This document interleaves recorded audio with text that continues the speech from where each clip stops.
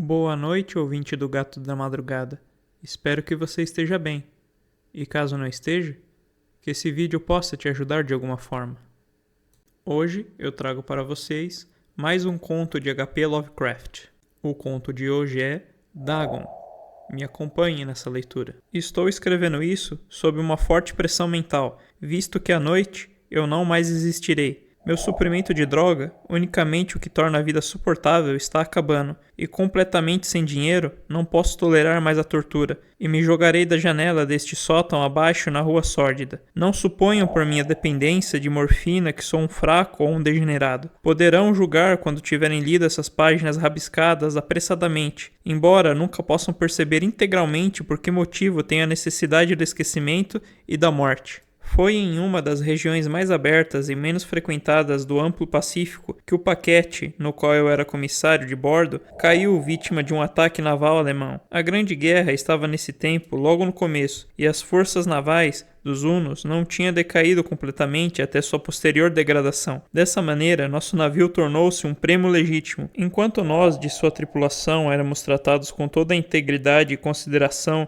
que nos era devida como prisioneiros navais, tão liberal realmente era a disciplina dos nossos captadores que, 5 dias depois que fomos capturados, eu planejei escapar sozinho num pequeno bote com água e provisões suficientes para um bom período de tempo. Quando finalmente me achei à deriva e livre, tive apenas uma pequena ideia de que me circundava. Nunca fui navegador competente e apenas podia supor vagamente pela posição do Sol e das estrelas que estava um pouco ao sul do Equador. Não sabia nada de longitude, e não havia nenhuma ilha ou região costeira à vista. O tempo se mantinha limpo, e por incontáveis dias flutuei à deriva, sem rumo sob o sol ardente, à espera de algum navio que passasse, ou que fosse lançado às praias de alguma terra habitável. Contudo, nem navio nem terra surgiram, e comecei a desesperar de minha solidão na vastidão intensa do azul inquebrantável. A mudança veio quando eu dormia. Nunca saberei dos detalhes, pois meu sono, embora turbulento e infestado de sonhos, foi contínuo.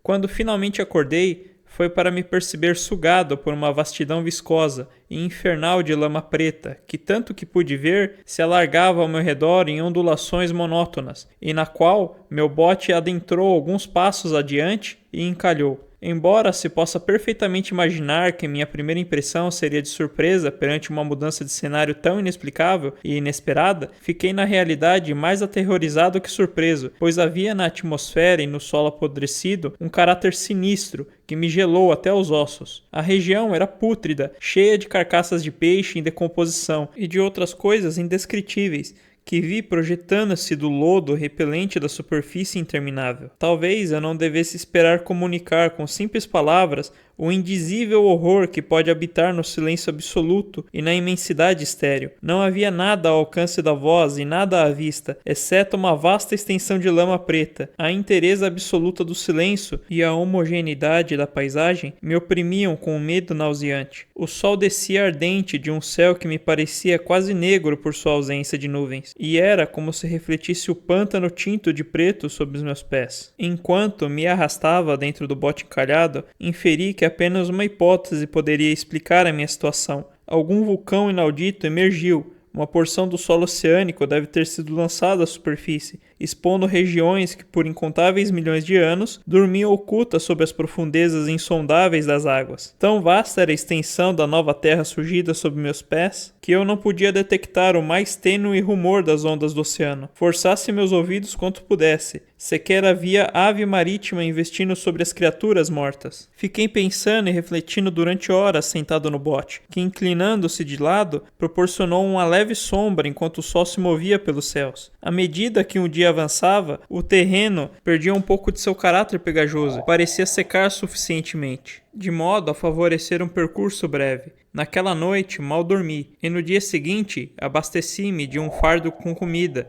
e água, preparando-me para uma jornada por terra em busca do mar desaparecido e de um possível resgate. Na manhã do terceiro dia, percebi que o solo estava bastante seco para andar sobre sua superfície com segurança. O cheiro de peixe era de enlouquecer, mas eu estava muito preocupado com as coisas mais graves para fazer caso de um mal tão menor, e me pus corajosamente a caminho de um destino desconhecido. Durante o dia todo, avancei constantemente na direção oeste, guiado por uma elevação ao longe, que se erguia mais alta que qualquer outra no ondulante deserto. Naquela noite, acampei e no dia seguinte viajei continuamente no rumo da elevação. Embora aquele destino não parecesse tão próximo quanto pensei na primeira vez que o avistei de longe, perto da quarta noite alcancei a base do monte, que se revelou muito mais alto do que me pareceu de longe. Um vale intermediário destacava o seu acentuado relevo na planície geral. Demasiado exausto para empreender a subida, dormi à sombra do monte. Não sei por que meus sonhos foram tão turbulentos naquela noite, mas antes que a palidez lunar do quarto minguante se erguesse fantasticamente ao longe sobre o leste da planície, acordei sono frio e determinado a não dormir mais. Suportar de novo semelhantes imagens como as que eu experimentei era demais para mim. E à luz da lua, percebi o quanto tinha sido imprudente eu viajar durante o dia. Sem a luz forte do sol ardente, minha jornada teria me custado menos energia. Na verdade, agora sentia-me completamente apto a realizar a subida que tinha me intimidado ao pôr do sol. Apanhando meu fardo, iniciei a subida ao topo do Monte Alteneira. Disse que a monotonia contínua da planície ondulante era uma fonte de horror vago para mim, mas acho que o meu maior horror foi maior quando alcancei o topo do morro e vi do outro lado, abaixo de mim, um incomensurável desfiladeiro, ou cânion, cujos recessos escuros a lua não estava ainda suficientemente alta para iluminar. Senti-me à beira do mundo, olhando da borda ao caos impenetrável de uma noite eterna. Em meu terror,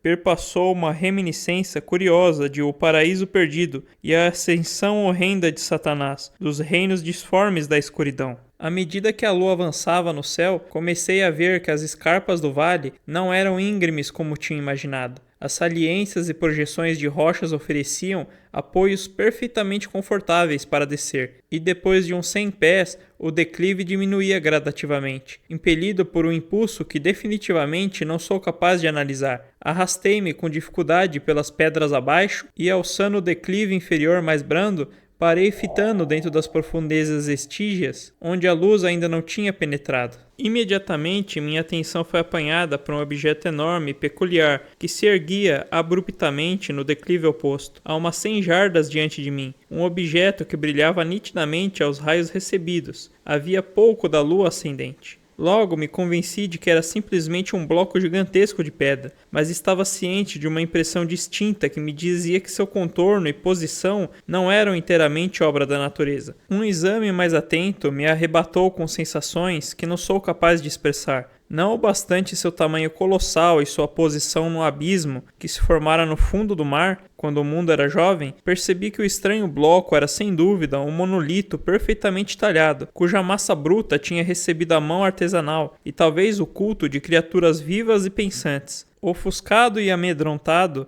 ainda não privado de uma incisiva extinção de alegria do arquipélago cientista, examinei os arredores mais atentamente. A lua, agora mais próxima do zênite, iluminava misteriosamente e vividamente as escarpas ásperas que margeavam o abismo e revelavam um extenso corpo d'água que fluía no fundo, serpenteando longe da vista em ambas as direções e quase lambendo meus pés ali na encosta. De um lado ao outro do abismo, as ondulações banhavam a base do monolito ciclóptico, em cuja face eu podia agora vislumbrar as inscrições e as esculturas rudimentares. A escritura era elaborada em um sistema de hieróglifos desconhecido por mim e diferente de qualquer outra que já tinha visto nos livros. Consistia, na maior parte, de símbolos aquáticos convencionais, como peixes, enguias, polvos, crustáceos, moluscos, baleias e assim por diante. Obviamente, muitas figuras representavam seres marinhos desconhecidos no mundo moderno, mas cujas formas, em decomposição, eu tinha observado na superfície que havia aparecido no oceano. Foi um entalhe impressionante, contudo, que mais me fascinou. Plenamente perceptível, no outro lado da corrente, por um tamanho colossal. Seus baixos relevos tinham uma suntuosidade cujos motivos teriam despertado a inveja de um Doré. Achei que tais coisas foram concebidas para representar homens. pelo menos um determinado tipo de homem. Embora as criaturas fossem representadas como peixes passeando nas águas de alguma caverna marinha, ou prestando homenagem a algum santuário monolítico que parecia estar sobre as ondas também, não ousarei falar em detalhes sobre seus rostos e formas, pois me sinto desfalecer a simples lembrança. Grotescas além da imaginação de um Poe ou um Bulwer, eram as criaturas humanas abomináveis em seu contorno geral, com pés e mãos palmadas em forma de barbatanas, lábios surpreendentemente frouxos e dilatados, olhos vítreos protuberantes e outras formas menos agradáveis de recordar. Estranhamente, pareciam talhadas com proporções completamente em desacordo com seu ambiente original, pois uma das criaturas fora representada matando uma baleia, que era apenas um pouco maior que ela. Reparei, como disse, em seu caráter grotesco e tamanho incomum, mas por um momento julguei que eram simplesmente deuses imaginários de alguma tribo primitiva, de pescadores ou marinheiros. Alguma tribo cujos últimos descendentes tinham perecido eras antes que o primeiro ancestral do homem Neandertal, o Piltdown, tivessem surgido. Cheio de pavor diante desse vislumbre inesperado de um passado inconcebível para o mais ousado antropólogo, fiquei refletindo enquanto a lua lançava reflexos estranhos no canal silencioso diante de mim. Então, subitamente eu vi, com apenas um movimento mínimo para indicar que viera à tona, a coisa passou à vista sobre as águas escuras, imensa, como um polifemo, e asquerosa, disparou na direção do monolito como um monstro assombroso nos pesadelos, estendeu os braços escamosos sobre ele e, ao mesmo tempo em que inclinava sua horrenda cabeça e exprimia um som ritmado, achei que ia enlouquecer. Lembro-me escassamente de minha frenética escalada pela encosta e penhascos e de minha jornada delirante de volta ao meu bote encalhado. Acredito que cantava muito e ria extravagantemente, no momento em que me era impossível cantar. Tenho lembranças vagas de uma grande tempestade, algum tempo depois que alcancei o bote. De qualquer modo, sei que ouvi ribombos de trovões e outros sons de natureza expressa em seu furor mais selvagem. Quando saí das sombras, estava no hospital em São Francisco, trazido ali pelo capitão de um navio americano que tinha resgatado meu bote no mar. Falei muito em meu delírio, mas percebi que deram pouca atenção às minhas palavras. Meus salvadores não conheciam nenhuma elevação no Pacífico, nem julguei necessário insistir sobre algo que eu sabia que não podia acreditar. Uma vez procurei uma etimologista célebre e o fiz rir com perguntas peculiares sobre a lenda filisteia de Dagon, o peixe-rei, mas percebendo logo que ele era desesperadamente convencional, não o mais assediei com as minhas perguntas. É à noite, especialmente quando a lua está no quarto minguante, que vejo a coisa.